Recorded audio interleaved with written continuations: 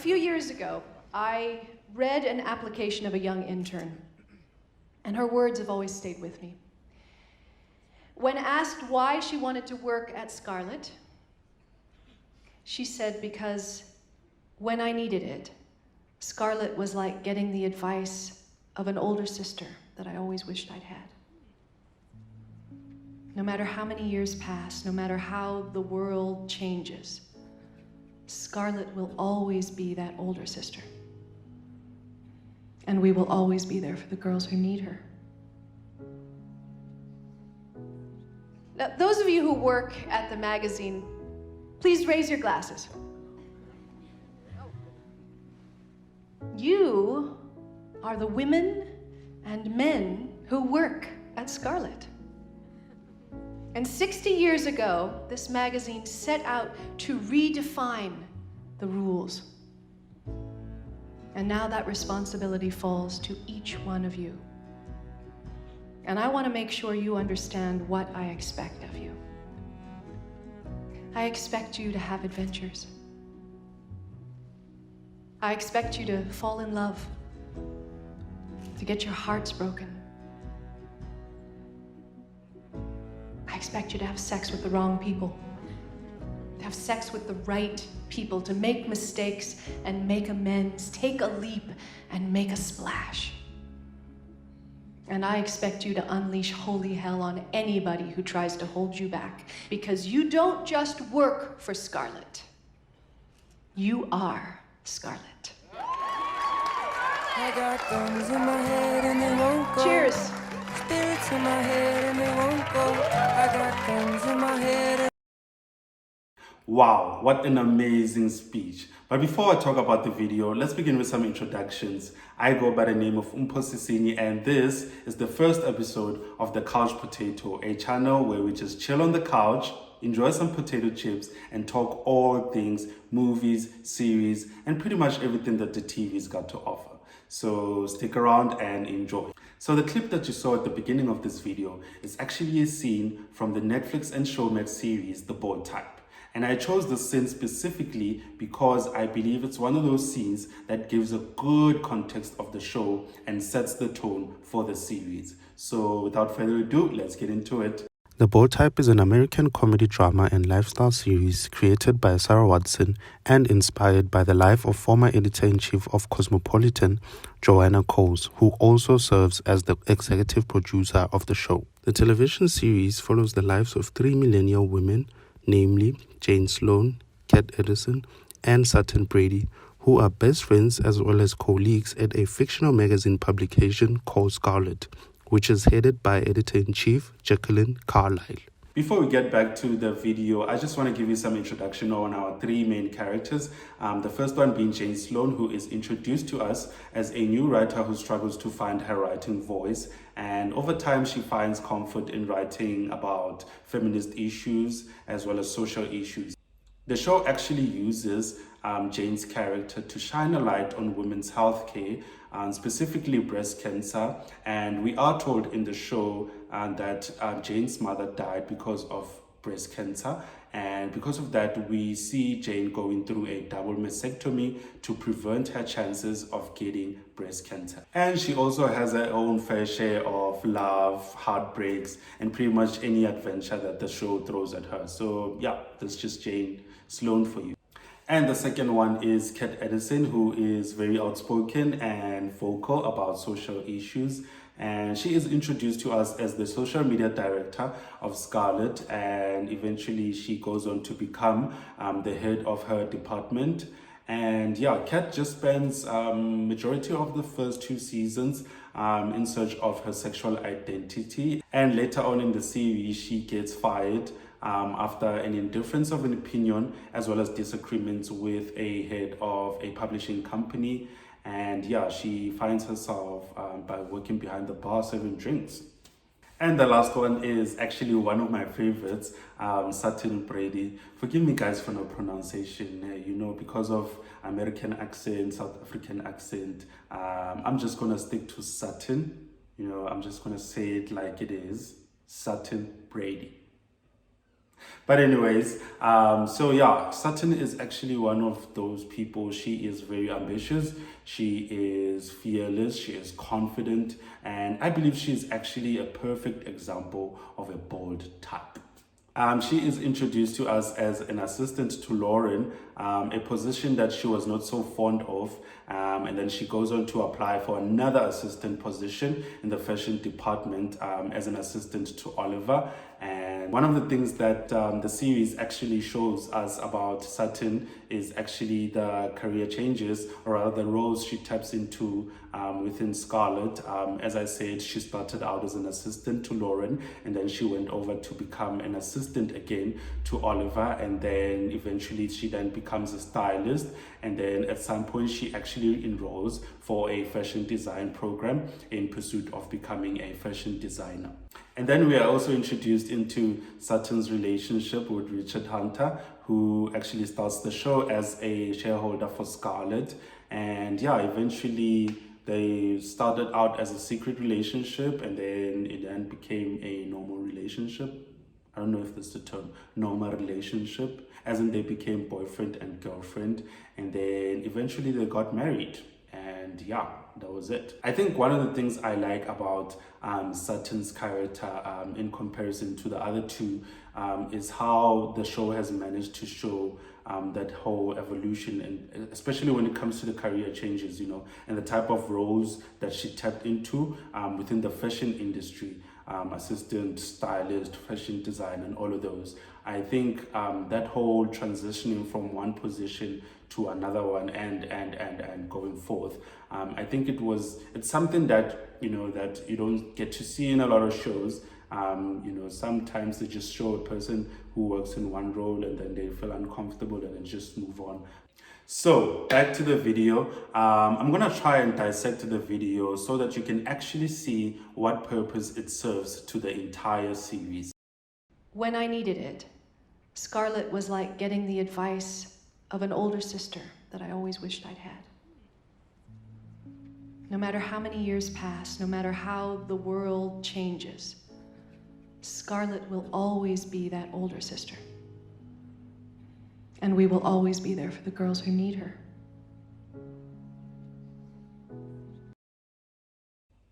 So, Jacqueline starts out by saying that Scarlett is like an older sister that you never had, which is another way of saying that Scarlett, it's not just a regular workplace. It's a workplace where these women have to support and work together, as well as uplifting each other as sisters with a common goal, which is to uplift the voice of women out there.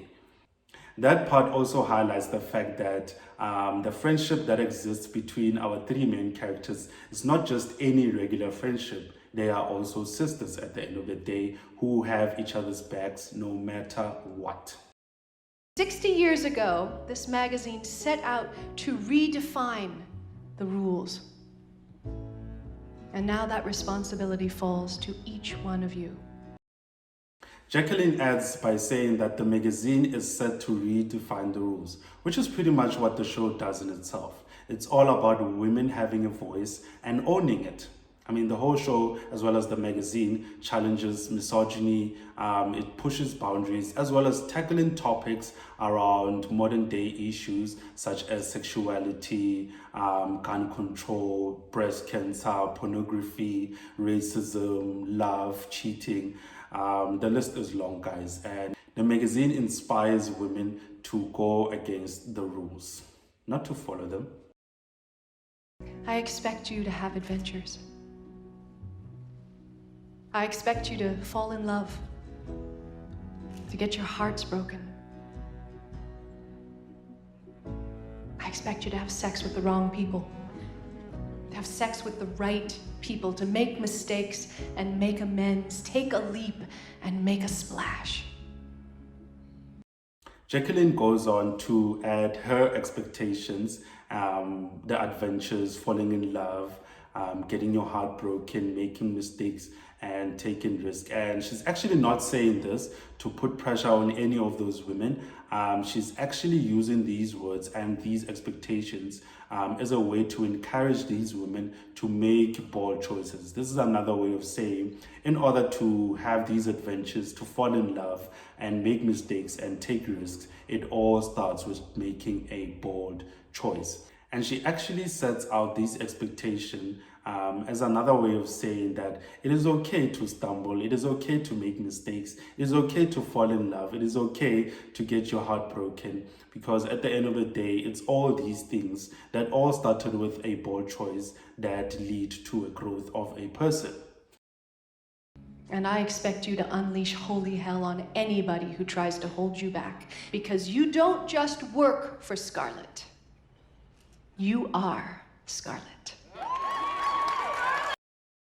The ending's actually quite a killer, because Jacqueline wraps it up by saying that you don't just work for Scarlett, you are Scarlett, which is another way of saying that Scarlett's not just a regular fashion magazine. It is like that older sister that you never had. It is that friend that will always be there for support. And eventually it is that voice for all the women out there. And what we see with our main characters is that our main characters are actually a living proof of what Scarlett's got to offer. The whole show is a visual representation of what Scarlett is. Guys, in conclusion, the whole show is Scarlett. The series is Scarlett Magazine brought to life. So the video clip actually presents you with the stakes of the show, and it sets the tone by telling you what the show is about and what's about to come in the series. You know, the adventures, the falling in love, the cheating and the heartbreaks, and pretty much everything that Jacqueline has mentioned in that video clip. I mean, that pilot episode for me was a good introduction to the series. I liked the way that they presented the storyline, what the story is about, especially with that scene that I showed you, how they were actually able to achieve that with that entire episode. I like the fact that they were able to give us a glimpse into the workplace, because I'd say about 70, 80, probably even 90% of the entire series is actually shot at that workplace. And I like how they introduced the characters, especially the main characters. In the case of Jane, it was Jane's first day at work, which was also another way of showing us that she was a new writer who was entering a new space. Kat Edison's meet cute with Adina, and we were actually in that episode told that the photographer Adina is lesbian, so that whole meet cute was actually the beginning of Kat's storyline with regards to exploring her sexuality. And Sutton's secret relationship, I guess that was also another way to show us that she's a go-getter. I mean, she was having a secret relationship with Richard Hunter, who was at that time a shareholder of Scarlett. And I mean, yeah, she's a go-getter, and the way they just introduced those characters as well as the type of people they are was actually good, you know. And to do that in the pilot episode, it was actually nice to see that, and yeah, big applause. Okay guys, I know that was a bit too much, but in a nutshell, the show is not about women working at a lifestyle magazine.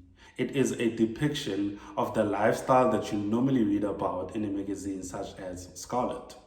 The whole show is set to inspire the audience to make mistakes, to have adventures, to fall in love, to get their heart broken, and to pretty much do everything with a little bit of bonus. So basically, the whole show is set out to inspire the audience to be the bold type of people. Before we close it off, guys, I just wanted to give you some of the things that I liked and disliked about the show. I'm gonna start with the likes. The first one, I like the type of vibe it gave off. There's certain elements in the story that I have seen before in other stories, such as Gossip Girl, Sex and the City, The Devil Wears Prada, that whole three best friends analogy that you see in Charlie's Angels, and even cartoons such as Totally Spies. it's just the way they brought all those elements together to just form this one story. I think they were able to achieve that so well. The second thing that I liked about the show is the script. I think it was beautifully written and it's actually quite easy to follow. I think they did not include a whole lot of unnecessary details and information that actually leaves you confused about where the story is going and what's actually happening. And I think they were able to achieve that so well by making the story so easy to follow, as well as the themes around it and what the show actually serves to the community of different kinds of community, to be specific, the gay community, women in general. It also touched on politics and a whole bunch of things, even the issues they touched on. It wasn't something that was very complicated to comprehend. They did not go very deep into certain issues, which I think was pretty much okay, because if you take some issues would have took like 5 episodes to resolve, and they just made it simple and easy for the audience to kind of follow the story, where it's actually started and where it is and where it was headed to. Another thing that I enjoyed about the show is the fashion closet. So if you've watched the show, you'd actually agree with me when I say that it is like a sacred place for our 3 main characters. And it's like a place that symbolizes an escape from all the drama, the work, the noise, and the show has managed to create this little fairy place that our 3 main characters get to, sit there and just pour out their hearts to their friends and just let it all out, And one thing that's very interesting about the fashion closet is that it's rare to find it, or rather, you always find the 3 main characters there. It's always them. Like, how? Which is actually also another interesting thing, because as an audience, I feel like I'm getting a VIP access to all the secrets that they share in that fashion closet. So that was quite interesting to see, to be honest. Another thing that I enjoyed about the show is the whole Adina storyline. Nowadays, you see a lot of stories that actually tackle the topic of sexuality and introducing us to the whole gay community and their struggles. And the Bold Type is no exception to that. I think they were able to achieve that so well, especially by choosing someone who is a Muslim in the sense, because we know that sometimes religion as well as a person's sexual preferences can clash, and the fact that they chose a Muslim woman to play, or rather this role, to be a Muslim lesbian, it was quite an interesting different view to see, apart from all these other stories that also tackle the issue of sexuality. And the last thing that I liked about the show is the whole Jacqueline's rape story. I think they were able to present that storyline very well, especially using someone like Jacqueline, who is in a very high position. I think that's just another way of showing us that, these things, they happen, despite which industry you're in. It could be media, it could be law, it could be fashion, literally any other industry. You find women that go through certain situations where they are abused, even to a point where they find themselves being victims of rape, only because they are new in a certain space and they're still trying to get themselves established in the industry. And this is pretty much what happened with Jacqueline's storyline, and how they were able to tell us, the audience, that this can actually happen to literally anyone. Jacqueline is the editor-in-chief of Scarlet, and I don't think people look at her as this high figure of a person and without any flaws, and that is not true. Even people at high positions, they've probably been through so much that most people can comprehend. And I think they were able to present that so well, especially in the first season, to give us a little bit of sincerity, and to also show us that someone as Jacqueline, who is an editor-in-chief, it's still human. Okay, just to get into some of the things that I did not like about the bold type. The first one, I'd have to say there were certain moments in the story that I felt like were a bit unrealistic. Just to give an example, the workplace, I felt like there wasn't any hierarchy. I felt like Jacqueline had access to almost every other employee that was there, which in reality that may not be the case because not everyone has access to the boss, and the boss doesn't really talk to everyone and anyone in the office. So I think maybe they should have tried and create a little bit of hierarchy. You see Jane pitching stories to Jacqueline herself, where you need to ask yourself, who is the manager, who is the supervisor? How is it that you find a lot of employees that go directly to an editor-in-chief, when in reality that's never the case. There's always a hierarchy. A new employee or someone who's a clerk, they report to a supervisor reports to a manager, and then the big boss. But I mean, it was okay. I wouldn't say it was something that was out of course. I mean, what's a story without a little bit of a lie? Oh, and another thing that I felt was a bit unrealistic was the whole fashion closet thing. I've always wondered, why is it that it's always available to just our three main characters? We never see anyone else in that fashion closet. Well, there is a part where we actually see Jacqueline in that fashion closet, but assuming that that closet is open to each and every employee in that place, why is it that we only see certain individuals in that fashion closet?